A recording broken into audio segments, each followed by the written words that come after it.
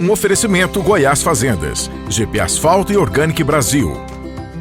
As tendências de mercado, novas tecnologias, empreendedorismo, clima e tudo que tem foco no que movimenta o campo são pautas no Agro e Prosa. O seu podcast diário que tem como missão deixar você informado sobre o mundo agro. Divino Ronaldo conduz de forma descomplicada e interativa entrevistas com os maiores especialistas deste mercado. Então vem com a gente. Está começando mais um episódio do Agro e Prosa Podcast.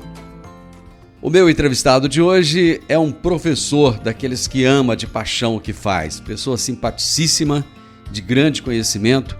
Eu vou conversar com o Gustavo Pazzetti, que é engenheiro agrônomo, mestre em fisiologia vegetal, doutor em produção vegetal, professor titular na Faculdade de Agronomia da FESURV UniRV. E o tema da nossa entrevista será Efeitos do déficit hídrico sobre a cultura da soja. Professor Pazzetti, é uma honra ter o senhor aqui comigo. Olá, Divino Ronaldo. Para mim, mais do que uma honra, um privilégio poder estar em seu programa, né? E aqui estou externando também o meu agradecimento ao todo o agro do sudoeste goiano, né? Onde a gente tem um grande desafio de poder colaborar com informações, né? Que venham a resultar em benefício do verdadeiro guerreiro do agro, que é o produtor rural, né? É um prazer estar aqui. Professor, deu para perceber que o seu sotaque não é goiano, né? eu tô já quase virando goiano, né? Quem 8, 10 caroços de piqui, né? Quando senta na mesa, já se pode catalogar como goiano. Então já é goiano, do pé rachado. Eu sou natural de Honduras, Divino. Estou há 40 anos no Brasil, né? Vim através de um programa que o governo brasileiro mantém com os países menos desenvolvidos, né? Que é o caso do meu país, Honduras, onde oferta vagas para estudar, seja a nível de graduação, pós-graduação. E eu vim para estudar, me formei como agrônomo lá em Viçosa, sabe? E a partir daí segui um ciclo de treinamento, né? A nível de mestrado e doutorado. E na atualidade estou aqui em Rio Verde como professor titular, né? De fisiologia vegetal. Há 28 anos, né? Estou há 28 anos vestindo o nome da gloriosa FESURV, né? Hoje denominada UniRV. Uma das melhores faculdades de agronomia do Brasil. Olha, nós não temos o que desejar a outras universidades, talvez em estrutura sim, né? Mas nós temos um corpo docente, já tivemos um corpo docente. E óbvio, por uma questão de tempo de trabalho, alguns se aposentaram, né? Pessoas importantíssimas que construíram o nome dessa faculdade de agronomia, né? Então, quando a gente vai para fora, né, e se apresenta, né, as pessoas dizem: rapaz, a faculdade de vocês está muito bem servida, né? Porque vira e mexe aparece aqui um pesquisador que é professor na Universidade de Rio Verde. Então, graças a Deus, nisso, em relação ao corpo docente, nós estamos muito bem servidos, sabe? Entrou uma moçada nova ali também, muito capacitada e com mais gás do que a gente, né? Que a gente já está lá na curva, já quase se aposentando. Professor, vamos entrar aqui no nosso foco do assunto, que é o seguinte: eu tenho andado aí pelos interiores aí, pelas lavouras, pelas roças, e a gente olha a soja, parece que ela está tristinha, meio assim ressecada, meio precisando de água. As chuvas esse ano, lá atrás, pareciam que ia ser aquela maravilha toda, de repente parou de chover. O que está acontecendo, mestre? A chuva não vem e a soja está sentindo? Sem dúvida, Divino, sem dúvida. Olha, a gente, ou por dizer assim, o sistema de produção, ele será eternamente dependente de ambiente, né? Porque o sistema de produção, basicamente, ele é definido pela genética, né? Seja cultivar ou híbrido que o produtor adota, pelo ambiente e pelo manejo, né? E nesses três componentes do sistema de produção, quem é determinante em dar as cartas e dizer se produzirá tanto em produtividade quanto em qualidade é ambiente, né? Corriqueiramente, quando se pensa em ambiente, pensamos quase sempre em distribuição hídrica, térmica e luminosa. E quando você fala em distribuição hídrica e distribuição térmica, Esses são os dois fatores ambientais que determinam toda a distribuição dos vegetais no planeta e que, né, ao lado da distribuição luminosa, determinam produtividade, né? Dos componentes que a planta precisa para poder funcionar, eu diria água, luz, CO2, tudo isso de graça, né? Nutrição, temperatura e até parcerias com micro-organismos, que são importantes também. O mais determinante de todos é a água, né? E como que a gente pode afirmar isso de forma categórica? Simples, né? Pegue uma planta plenamente túrgida, que aí ela estaria com todas as condições de funcionar de forma equilibrada. Se essa planta pesar 100 gramas túrgida, não tenha dúvida que 90 gramas desse peso é água. Então não tem como imaginar um funcionamento equilibrado sem água. O que os modelos climáticos previnham, né? Qual que era a previsão dos modelos climáticos para essa safra? Se apontava para um efeito Laninha, mas não com intensidade tão grande, né? Mas se dizia que aqui para a região do Centro-Oeste nós teríamos um ano com, falando em porcentagem de intensidade do fenômeno Laninha, que seria de 60%.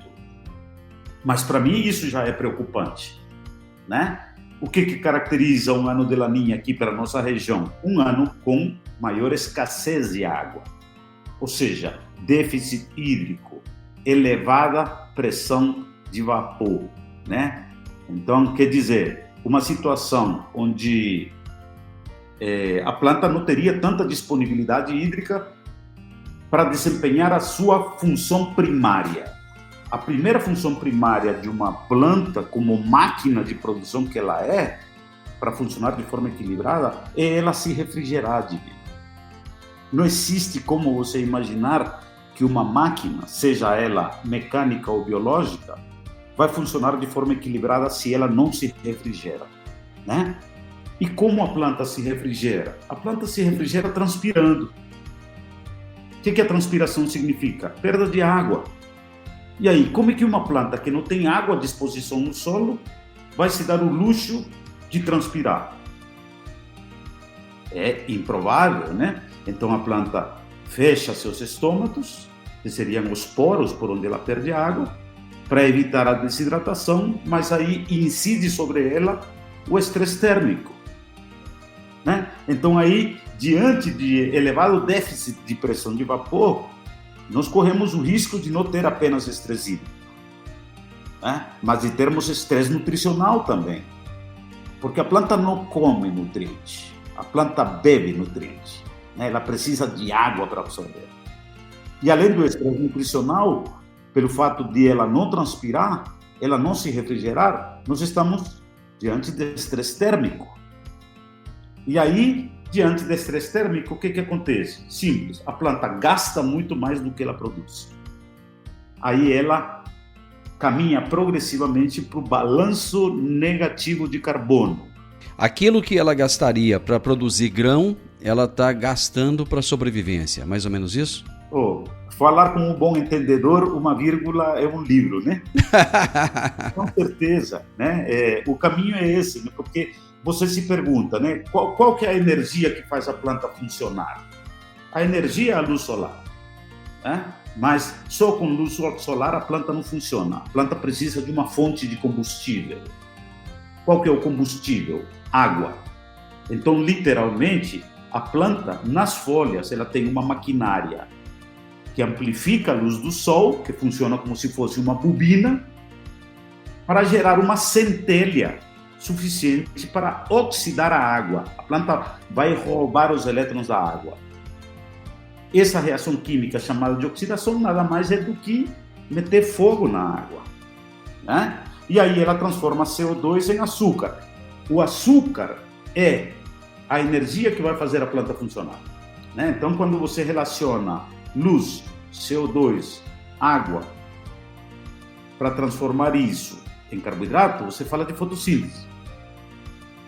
Mas a planta não é só fotossíntese.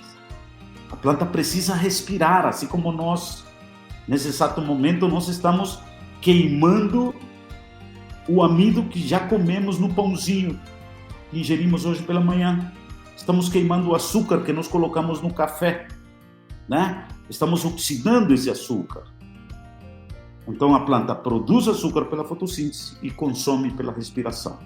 Na situação de déficit hídrico, ela consome mais do que produz, né? É a mesma coisa de você imaginar seu balanço econômico.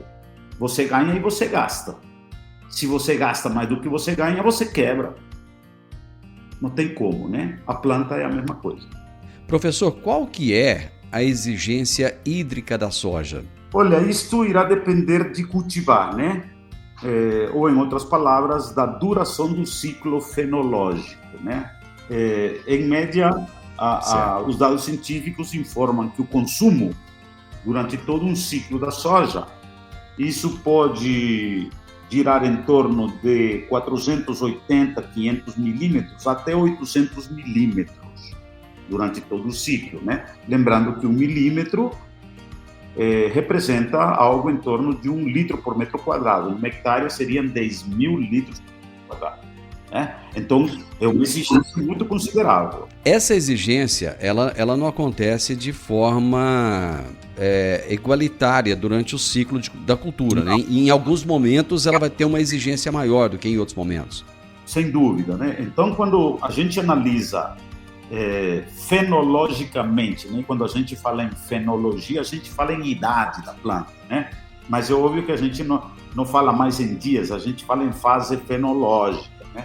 Então, inicialmente, qual que é a proposta da planta, né? Se a gente pudesse imaginar que a planta pensasse, obviamente que ela não pensa, ela faria o raciocínio. Eu sou formada por duas metades, né? A metade que eu ponho para fora da superfície do solo e a metade escondida, que é o sistema radicular, né? Conscientemente, a qual metade eu tenho que dar prioridade para crescimento? Não tenha dúvida que é sistema radicular, né? Inicialmente, quando você analisa, então, a partir da emergência, a velocidade de crescimento, parte aérea da soja, nos primeiros 20, 25 dias, né, ou até 30 dias, vai depender da cultivar, parte aérea cresce de forma vagarosa. Isso significa que você vai ter menor área foliar.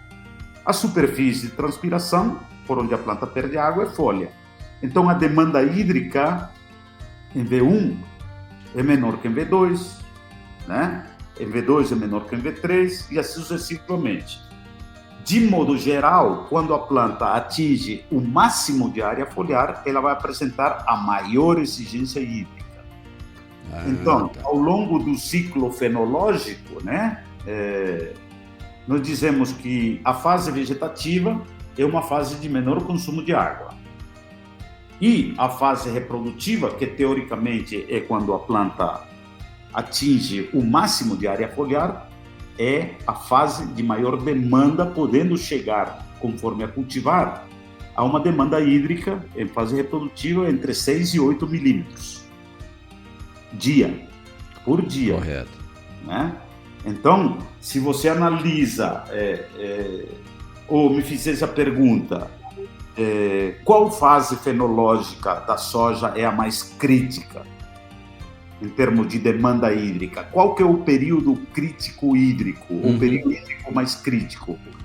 É o período da diferenciação reprodutiva, ou especificamente da fase reprodutiva, quando a planta está definindo número de flores, número de vagens, tamanho de vagem e, não menos importante, depois o enchimento dessa vagem, que irá determinar peso de grão.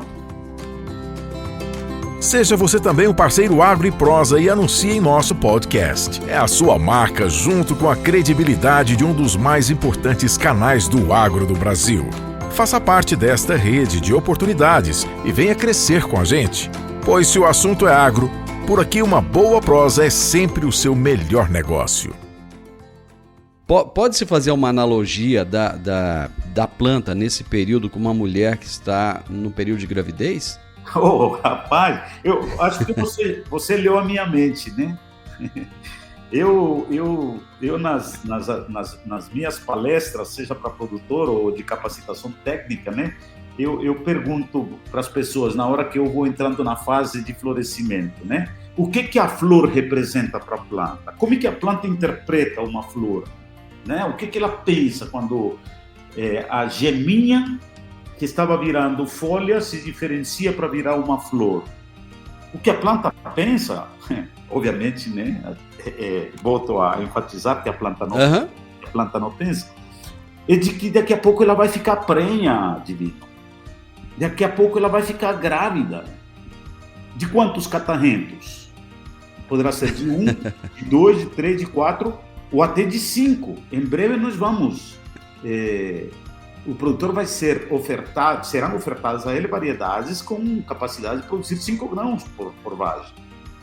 Né? Agora imagina, né? A planta pensaria, o que eu preciso para sustentar esses catarrentos? Né?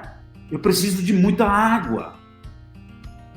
Né? Mas só com água ela não resolve, ela precisa fornecer nutriente, ela precisa fornecer hormônio, porque o embrião que se forma dentro de um grão, que na verdade para a planta não é grão, é descendente, nessa conotação é semente, né? É filho. Ali se forma um embrião que é uma planta em miniatura, que não se forma por base de mágica, se forma através de crescimento, né? Por divisão e por expansão. Isso precisa de água, precisa de nutrição, precisa de energia na forma de açúcar, precisa de hormônio, né? Então, a planta vai se preparando para isso. Ao final de contas, você pega uma semente de soja ou um grão de soja, como quiser interpretar. O que nós temos mais ali no grão de soja? Nós temos muita proteína, mas também temos muito óleo, né? Que Sim. não chega na forma de óleo, porque a planta não transporta óleo, ela transporta açúcar. Então, a planta diz, olha, para eu sustentar a formação de uma semente ou de um grão, eu preciso de água, preciso de nutrição, preciso de proteína, preciso de hormônio e preciso de muito açúcar.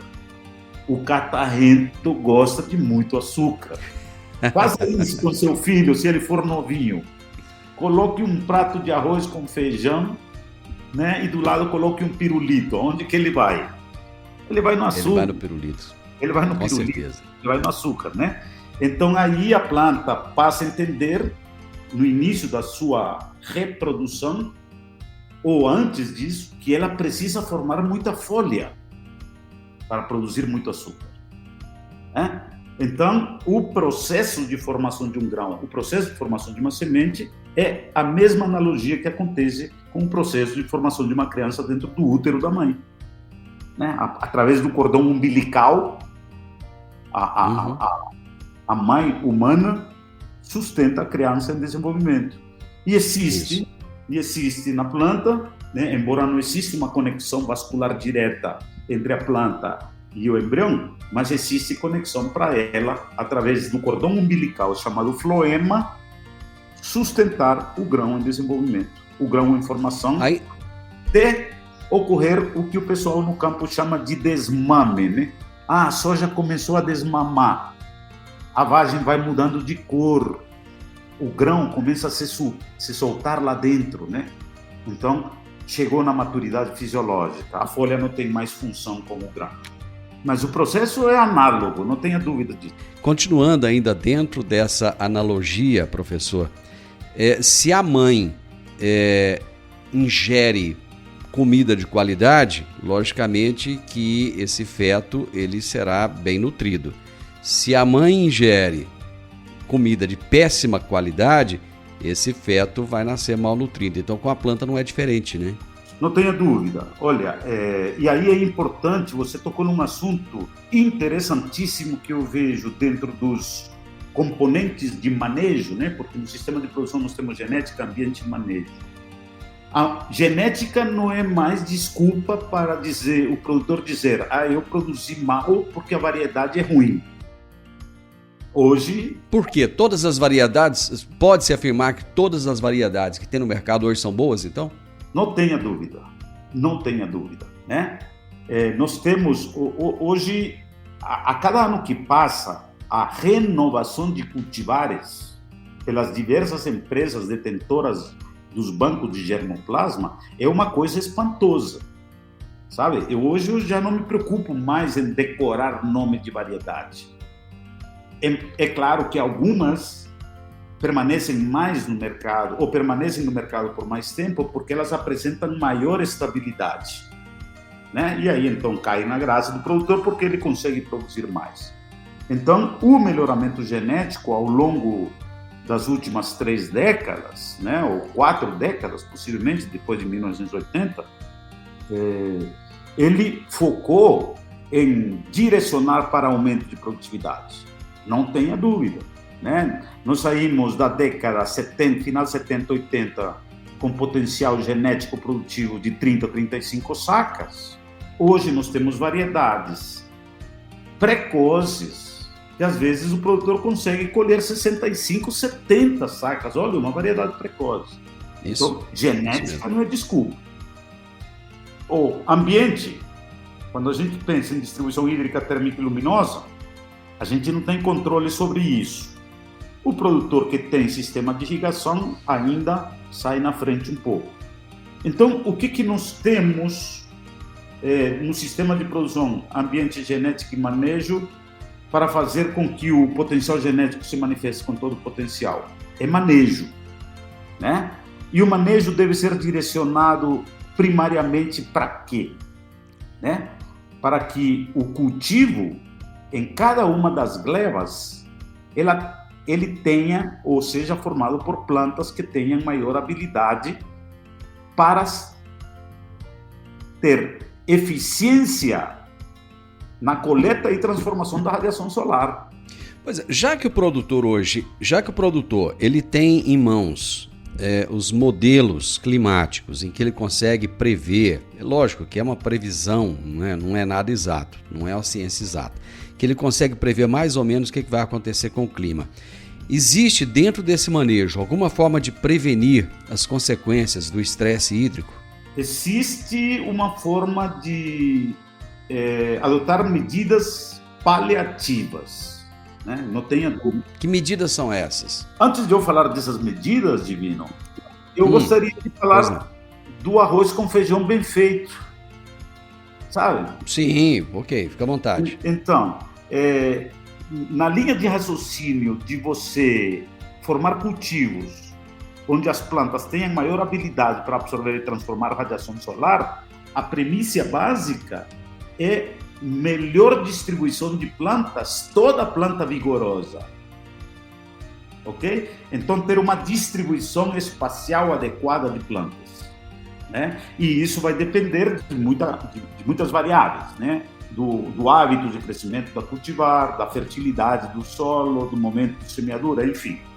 Bom, agora, melhor aproveitamento ou maior eficiência no aproveitamento da radiação solar não se consegue apenas com uma boa distribuição de plantas vigorosas. E planta vigorosa só se faz com semente vigorosa. E depois que a semente está formada, nada que você faça nessa semente antes de você colocar no solo vai melhorar o vigor. Não existe como você aumentar o vigor, porque o vigor primariamente é definido por planta vigorosa e pelas condições ambientais e nutricionais que a planta vigorosa passa durante o processo da embriogênese, enquanto forma a semente. Satisfeita a premissa básica de utilizar sementes vigorosas melhor distribuídas, a pergunta que deve ser feita é: como anda o ambiente da metade escondida? Como é que está física, química e biologicamente meu solo? Existe subsídio para que esse solo não contrarie o que a planta define como prioridade para poder funcionar? Qual que é a prioridade da planta? A prioridade da planta é crescimento radicular em profundidade. Agora, no sistema de produção, o que nós estamos fazendo diante dessa prioridade da planta? Nós estamos dando estímulo para a planta realmente buscar estabelecer essa prioridade ou não?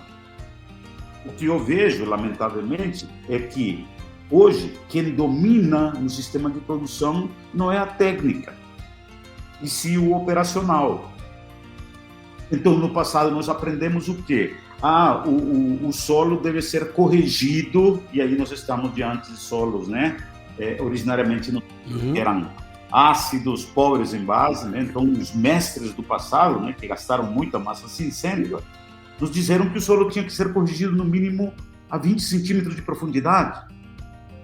Esse conceito, ele é importante, mas ele tem que ser visto de forma mais amplificada. Quanto mais corrigido o solo estiver em profundidade, melhor vai ser.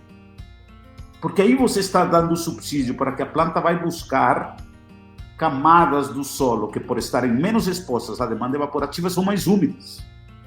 E ela vai manter o turgor para desempenhar como máquina a sua função primária, que é a refrigeração. Esse é o beabá. O arroz com feijão bem feito. O segundo, ou o terceiro, nessa linha de raciocínio, nutrição.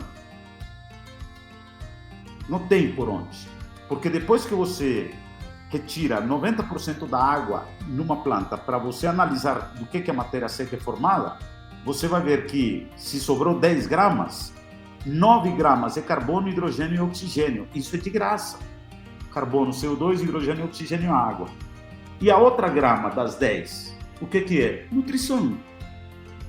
Então tem como fazer a diferença, a não ser pela nutrição?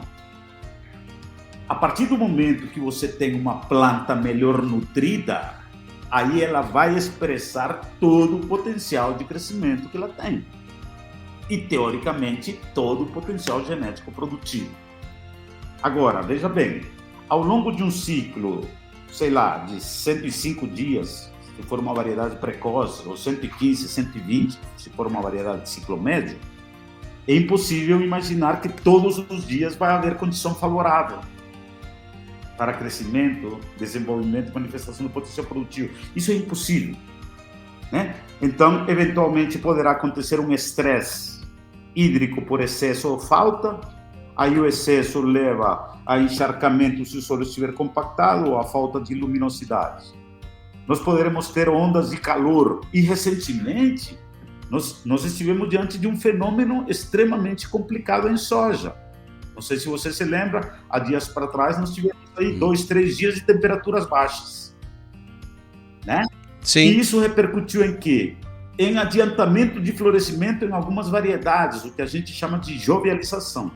Se esse fenômeno, logo em seguida, vem acompanhado por estresse hídrico, aí é um Deus que acuda, né? Porque eu vou ter uma planta que floriu de forma prematura, sem área foliar suficiente para dar subsídio a esse patrocínio do crescimento reprodutivo.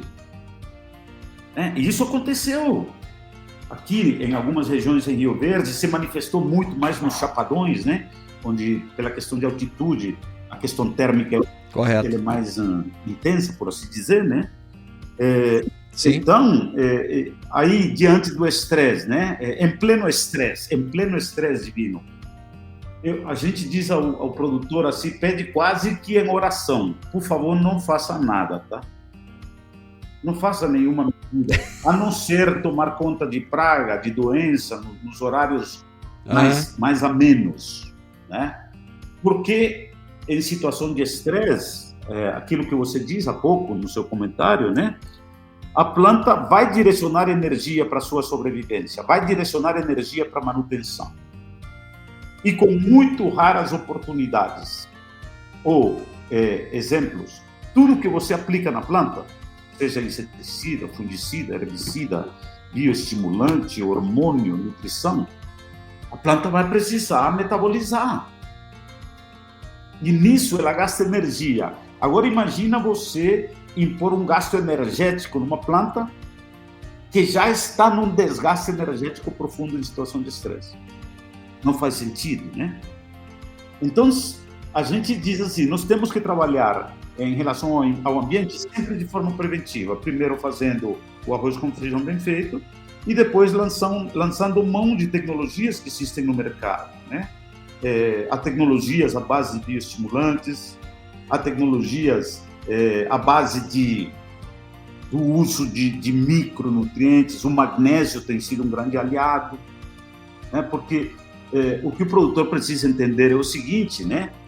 A planta, ao perceber, ou ao interpretar, melhor dizendo, porque quando a gente fala percebe, nós estamos quase dando consciência à planta, né? Mas a planta, ao interpretar o ambiente desfavorável, certo? Ela vai produzir sinais que indicam condições desfavoráveis para ativar mecanismos de defesa. Então, toda vez que a planta passa por um estresse, Divino, ela vai produzir o que a gente chama de radicais superóxidos, né? É uma coisa, são sinalizadores que, obrigatoriamente, depois que eles desempenham a função de ativar circuitos na planta, para a planta ativar respostas de defesa, esses radicais eles têm que ser degradados. Eles não podem ser acumulados. Porque se eles ficam por mais tempo, arrebenta a planta, queima a planta, e começa a perder área foliar. Ocorre escaldadura, né? E aí você vê aquilo. Nós temos uma sintomatologia em soja chamada mela seca, que não é doença, né? E ocorre uma escaldadura na folha, como se a folha tivesse levado água quente em cima, né? É uma reação da própria planta. Exatamente, né? Então se acumularam radicais superóxidos, por causa de quê? Por causa de que o sistema removedor de lixo, né? Porque o radical superóxido, depois que ele desempenha a sua função, ele é metabolizado, ele tem que ser degradado. O sistema removedor desse lixo, que é sistema enzimático, né? Superóxido dismutases, catalases, fenolases, polifenol oxidases, enfim, ele não está ativo. E não está ativo por quê? Às vezes por uma deficiência de cobre, que tem sido, entre as deficiências, por onde eu tenho andado, a que aparece com maior frequência, né? Professor, às vezes eu fico chateado porque o tempo acaba e a prosa não. A informação está fluindo de uma forma tão boa, mas o meu tempo está escasso, acabou. E a gente vai ter que continuar isso num outro momento. Não tem problema não. O bom da prosa boa é que eu sei que depois eu tenho que trazer o senhor de volta aqui para a gente continuar. Muito obrigado. Foi assim... eu fiquei aqui calado te ouvindo porque foi uma aula que o senhor trouxe para todos nós. Muitíssimo obrigado por compartilhar esse conhecimento, professor. Eu que agradeço pela oportunidade, Divino, de poder estar aqui no seu programa, né? Um programa relevante para a nossa região, né? Onde você sempre traz convidados, né? Com muita competência, aportando informações, né? Para o sistema de produção, né? E o que eu espero é que logo São Pedro possa abrir as torneiras, né? De forma mais generosa para o produtor rural, né? Porque nós que estamos fazendo parte dessa cadeia, né, nós dependemos desse elo forte chamado produtor rural, né, e a gente tem que torcer para que ele rache de produzir, né. Nossa, quão feliz, né, eu vejo amigos que são produtores que me dizem, Pazete, eu colhi 90 sacas de soja, aleluia, maravilha, tomara que colha 100. Né? Mas amém. Importante é que isso não pode ser a exceção, terá que ser uma regra. A regra. E aí precisamos entender por que colhemos 90 sacas. Não pode ser obra do acaso. Claro que existe um peso determinante no ambiente. Então, isso já fica como tema para o nosso próximo bate-papo. Por que tem gente que colhe 90 sacas? Sim. e nós temos... Professor... E nós temos... Eu preciso de terminar. Nós temos alguns indícios já, né, no concurso de máxima produtividade organizado pelo SESB, né, onde eles têm um banco de dados, onde se percebe que colher 90 sacas não é obra do acaso, né? Então eu espero participar mais uma vez do seu programa. Foi muito gostoso estar aqui num papo bastante descontraído, né? E levar informação para o elo forte da cadeia de produção é o mais importante que existe. Muito obrigado mesmo. Grande abraço, professor. Até a próxima, Divino. Gente, eu fiquei aqui sorrindo o tempo inteiro, porque estar ao lado do professor Gustavo Pazzetti, ouvindo essa aula maravilhosa, foi incrível. Nós falamos sobre os efeitos do déficit hídrico sobre a cultura da soja. Eu conversei com Gustavo Pazzetti, engenheiro agrônomo, mestre em fisiologia vegetal, doutor em produção vegetal, professor titular na Faculdade de Agronomia da FESURV UniRV. Siga @Agro e Prosa no Instagram. Se inscreva em nosso canal no YouTube. Desfrute desse espaço para ficar por dentro de todas as novidades do agro no Brasil e no mundo.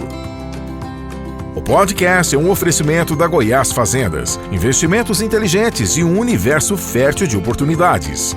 O programa de hoje fica por aqui, mas voltamos amanhã com conteúdo especializado e muita parceria, pois se o assunto é agro, é sempre uma boa prosa. Até lá!